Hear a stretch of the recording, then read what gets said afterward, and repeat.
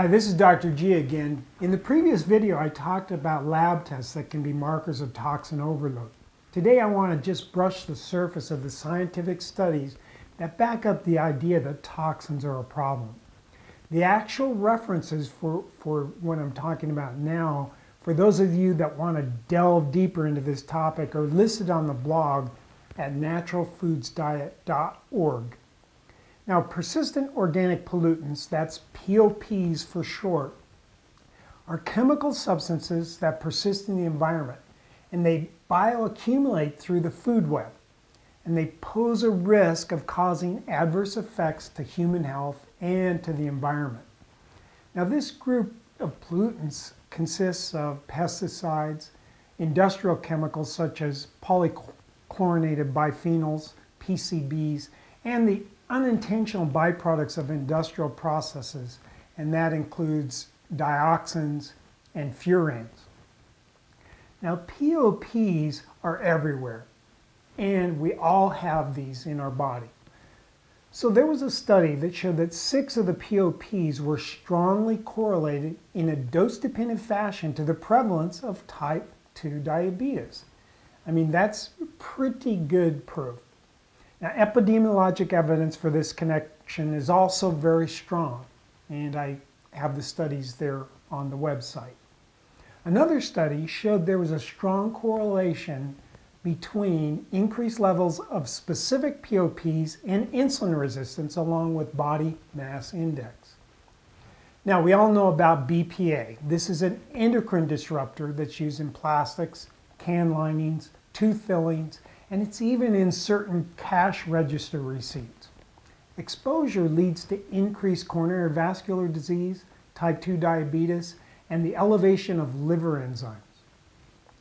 Now, this finding was based on analysis of the NHANES data.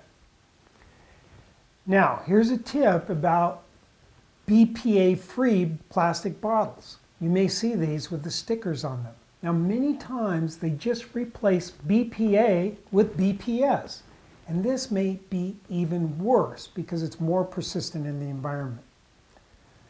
Now, just listen to this sampling of additional research. The study of endocrine disruptors and altered endocrine nervous system function. That was published in Hormones in 2010.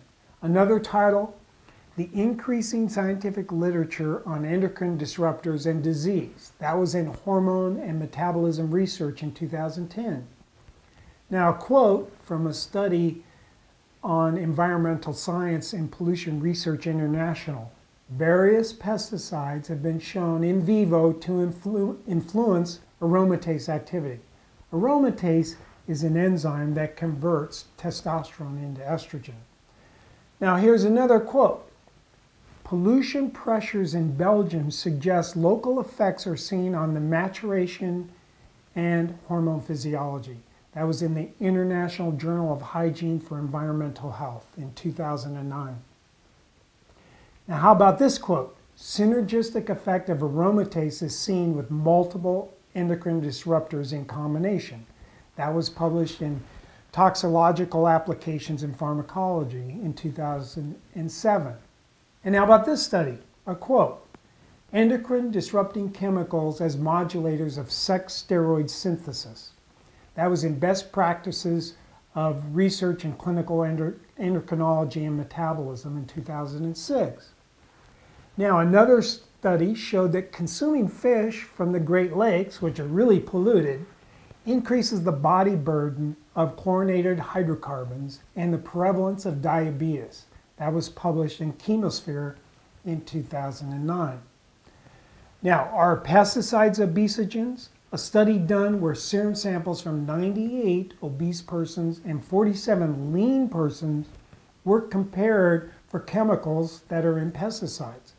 A strong correlation was seen for persistent organic pollutants and age. In other words, the longer you live, the more toxic you are. Also, there was a strong correlation seen between increased levels of specific POPs and insulin resistance and BMI, which of course correlates to obesity. Now, are the POPs in our fat? Well, weight loss has been associated with an increased serum level of POPs. That was shown in the International Journal of Obesity in 2010.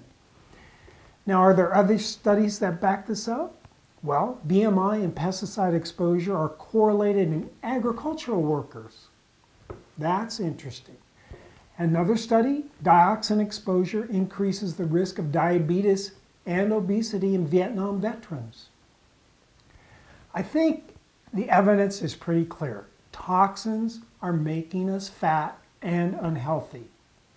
Now stay tuned for various ways to detox. We all have toxins, and we all need to do this before we take the straw that broke the camel's back. But if you wait until then, it might be too late. This is Dr. G. Thanks for watching.